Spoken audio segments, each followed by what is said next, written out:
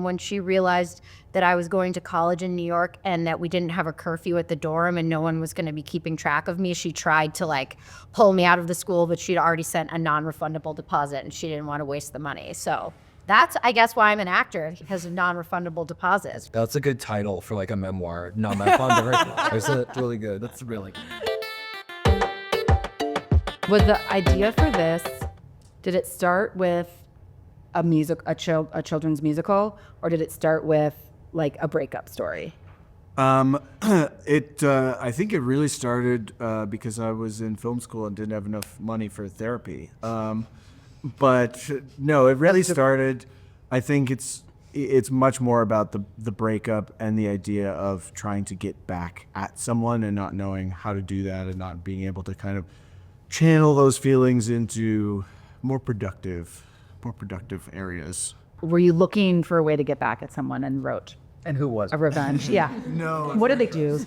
No, thankfully I was in a very good relationship. I was actually mulling proposing to my girlfriend, and I was like, I really just want to show her the worst side of myself. No, but we are now married. We got married 2 weeks after production. So that was feel good story. It is. How long did it take you to come up with the concept of the musical that the kids were going to do? Are we allowed to say what the musical is about? No. Okay, because that was a really good reveal. Okay. It's going to be hard. Okay.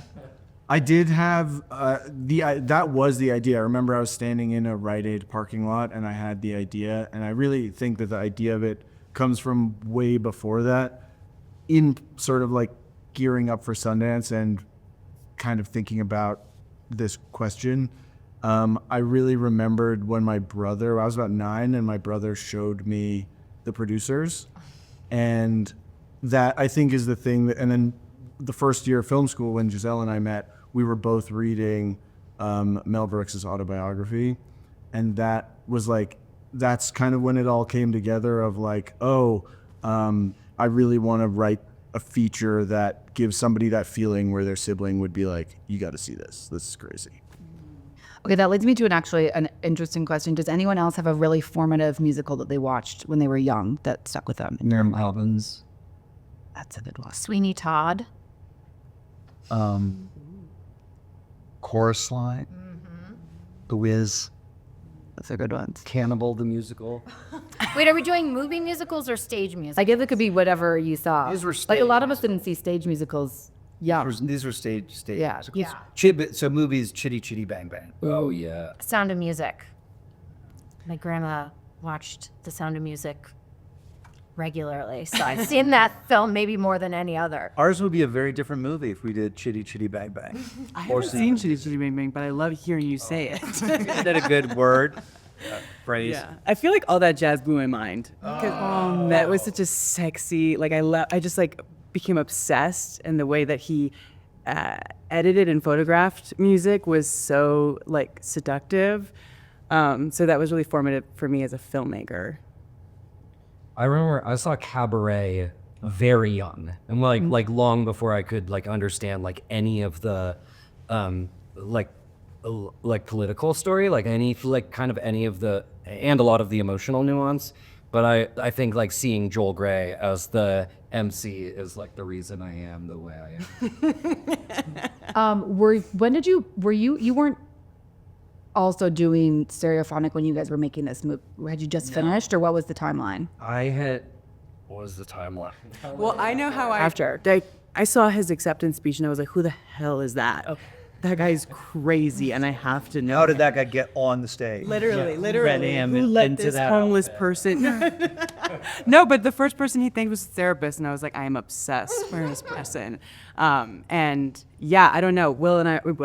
Alex and I were always like, every time they're like talking about casting, we'd be like, Will Brill, and just like manipulated everyone. I don't know. You're really special. That's very funny, because we had this very funny moment because Giselle sent me, or I had been sent the script, and I was like, it is only me. it has to be me, this thing. Yeah. And then we had this meeting, and I was like pitching myself so hard. And you were like, I think you misunderstand what this meeting is. No, I was like, I need you, I want you. And then the financer was like, oh, that wasn't what you were supposed to say. I was like, I don't care. But I don't know. I read so many articles about you after seeing your speech, because I'd never seen Stereophonic, but I became obsessed with him as a person, and like all of these things were like, I just felt like your life that you led in New York of being this like broke artist for like 15 years and working that like game of attrition, I like recognize as a filmmaker, and just like I'm like, this is who our main character Doug wishes he had the courage to be. And I was like, I feel like you can so easily tap into that if like, oh, what if I never left my like town in California to go do that? And I'm like, that would be Doug. Yeah. Ooh. Yeah, that's at some point I'll have to figure out how to start asking people like, what's your sliding doors moment? Like, where would you be? What's your alternative timeline? So let's do it. I don't want to say that question. Does anyone have like their alternative, like where they would be if this hadn't happened? In general, Yeah. yeah, I had a midlife career crisis at couldn't get hired at 16.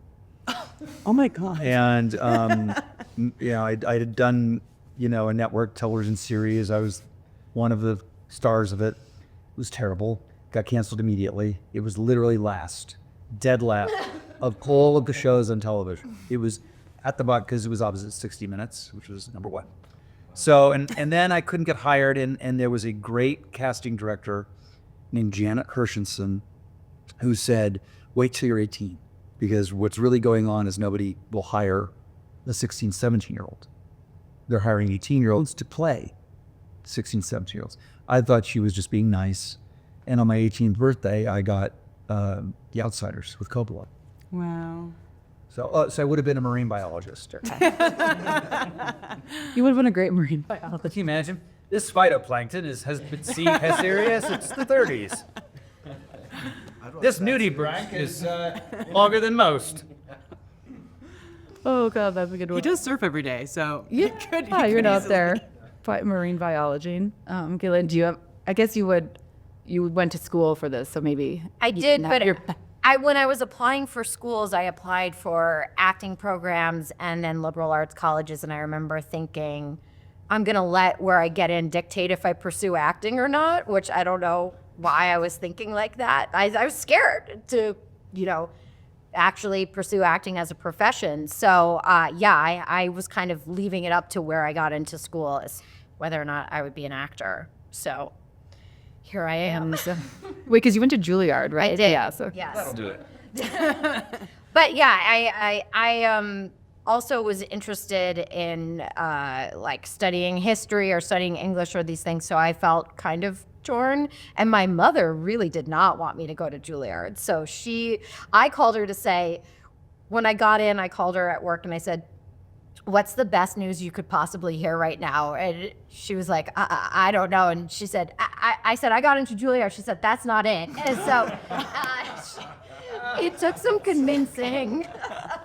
So she could have talked me out of it. And then she got really scared when she went to like Lake Erie College for Women, where it was very controlled. And when she realized that I was going to college in New York and that we didn't have a curfew at the dorm and no one was going to be keeping track of me, she tried to like pull me out of the school, but she'd already sent a non-refundable deposit and she didn't want to waste the money. So that's, I guess, why I'm an actor, because of non-refundable deposits. that's true. Thank you to those contracts. That's really good. That's a good title for like a memoir. Not my fun.